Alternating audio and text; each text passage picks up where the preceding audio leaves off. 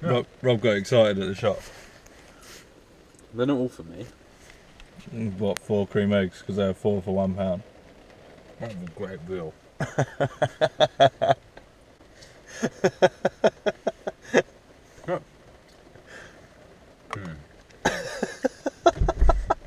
We're back at the farm if you hadn't yet worked that out. Last time we were here, we actually we didn't bring a GoPro for whatever reason. So what about that? we were here for a few hours last Sunday. We got all the coolant lines finished, got the rad filled up, a couple of other bits as well, and we tried running it, bled the coolant, but I don't think we've done a very good job of that because at the moment the car is hunting really quite high up the revs as well. Rob also managed to fry, it's entirely Rob's fault, to fry the map sensor, so we've got another one of those there. Basically the map sensor and the TPS sensor plugs are exactly the same, and because it was hunting, this guy thought it'd be a good idea. He basically didn't trust what I'd done, so he wanted to swap them over. Maybe we got them in the wrong position, and to be honest I couldn't see any harm in that, so we gave it a go. But it turns out if you do that, it fries the map sensor. So well, we're hoping that's what it is. Otherwise, that's what we've googled. I don't think that will have solved the hunting though, but everybody seems to be suggesting if it's got an airlock in the throttle body coolant lines, that could potentially be our issue, which is the most likely place we've got an airlock, I think. So we try and get the fans running inside the car and see if we've got any heat in there, and we try and bleed the system a bit better and see what happens. As Dan was previously saying, we have, or last weekend when we were here and we didn't bring the GoPro, we had to redo the fuel lines because I was a bit special about the fuel pressure regulator, and basically what we had before was the return was going in here and then straight out the other side, but that wasn't allowing the pressure regulator to create any pressure in the fuel system, so the engine was struggling. So now what we've done is we've routed it out the bottom, so then obviously we do get fuel pressure, and we've just had to put these 2 fittings on the firewall and sort of route them a bit differently, but I don't think that looks too bad. It works now at least, and as we will now demonstrate. Yeah, and also we've plumbed all of this in, so the what we had to do with the rad hose, because it was for an EG, is put an extender in it, and this is now all plumbed up. It's got coolant in, and our what's it thing that I can't remember the name of now has coolant in it also. Expansion tank. That needs a new bracket, by the way. expansion tank. That is wobbling all over. It rattles about a bit when the engine's on. I don't know if it's just the Allen keys aren't tight or not. Yeah. I don't know, but yeah, I mean it's ready to start, and I'll show you that in a sec. I'm just going to go and grab my laptop, can plug K-Pro into it, and then put this back on and then give it a go. We don't think it's bled. Yeah, I've also put this PCV valve back into this because apparently you need it, and I'm also going to make off these earths properly today.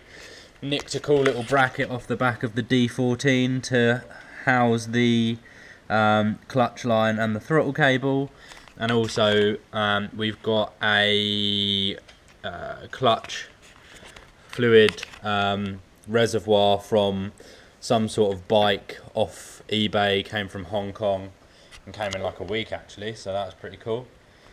And that sits off the back of the rocker cover, sits down pretty nicely, so that should work well. And yeah, now it's just a case of fault finding really, and we can put it all back together. The wiring inside is still a complete and utter mess, so we'll get it all running properly and then put all this back together, I guess. So let's get to it. Just thought I'd show you this. I don't know if it's well known in the UK. I actually had to buy this in and import it from America. This funnel thing, which you might have seen before, it is really, really good, by the way. I think you can buy them in the UK. They're about 75 quid or something ridiculous like that. But if you buy it on the American eBay, It's about $20 and they are really, really good. So basically what this does is it seals it like a normal rad cap on the funnel, and it allows you can fill this then to a point which is higher than the highest point in the cooling system, which obviously for us is in this throttle body. So that water levels, make sure that water level's slightly above there. Obviously when we start this up and the coolant heats up, it's going to expand and this will raise, so you don't want to put it too high in it. But it just helps you to get all of your air bubbles out, especially on a block which doesn't have any bleed nipples. It's a lot better, a lot more efficient, I've found. I've used it on a number of cars now. Oh, look at this. Oh, you are clever. This is the K-Pro software, which Rob has configured into such a way that we can see everything that we want to see.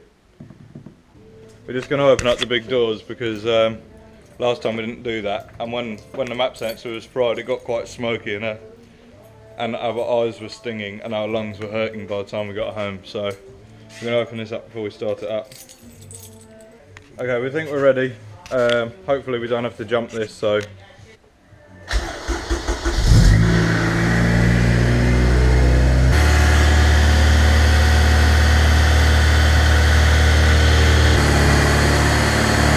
quite a lot of air by the looks of things. I don't know how well you can hear me, but so it's fully up to temperature, we're still hunting. It's not as bad as it was the other day, to be honest. We've got the fan plugged in. We haven't wired in the fan switch yet, so we just put that straight to battery just to stop it overheating. Don't know what to do to stop it hunting now. I don't know, to be honest, we'll have to try a couple of things and we'll get back to you. So we've got the idle control valve off. Just had a good clean up of it. Well, we say a good clean up, we had a bit of a clean up. So yeah, just going to get that back on. We'll have to put that funnel back on to raise that, because obviously these are going to be airlocked again now. So we're all back on. Idle control valve is hopefully a bit cleaner. It looks a bit better. The car's moving again, so we know we've got fuel pressure.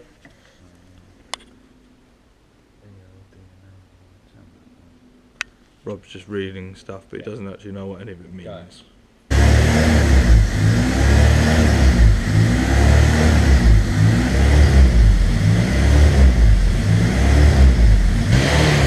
Okay, the thermostat's just open, so as you can see, there's loads of air coming out of that. Hopefully it will die down in a sec.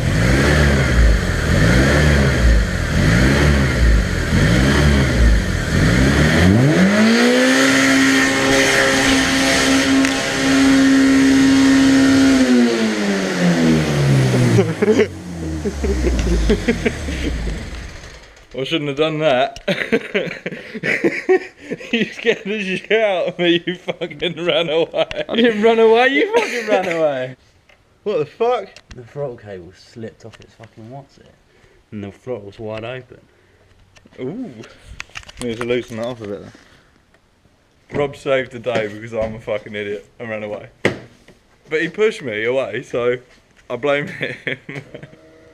Basically on the instruction set thing it says you should give it wide open throttle 2 or 3 times to try and draw any air through the last bits of the coolant lines there, so. Just do it with the pedal from now on. Yeah, I'll do it with the pedal from now on, because I think I knocked the cable off the whatever you call it, the guide for the throttle line, so it locked it open. We've had enough for the night. It's about 10 o'clock. We've come to the conclusion that it's still the idle control valve that's given us jit.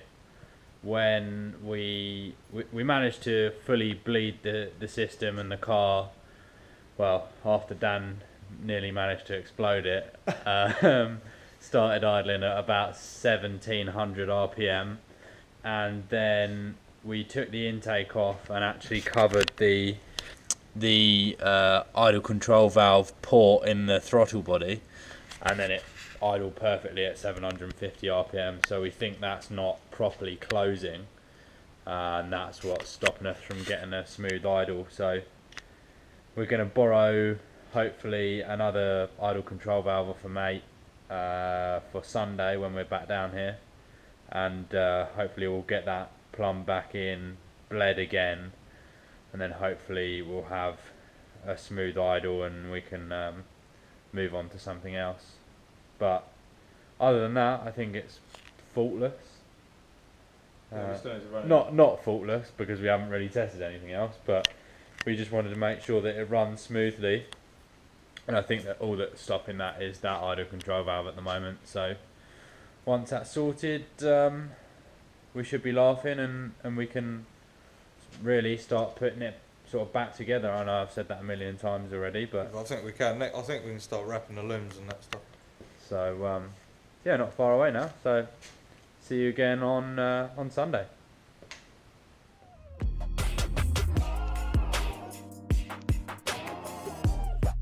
Forgot to film it, but I've got both ends on the front brake lines now. So this obviously goes into the brake line. The gold end and the black end goes into the car where we've run all the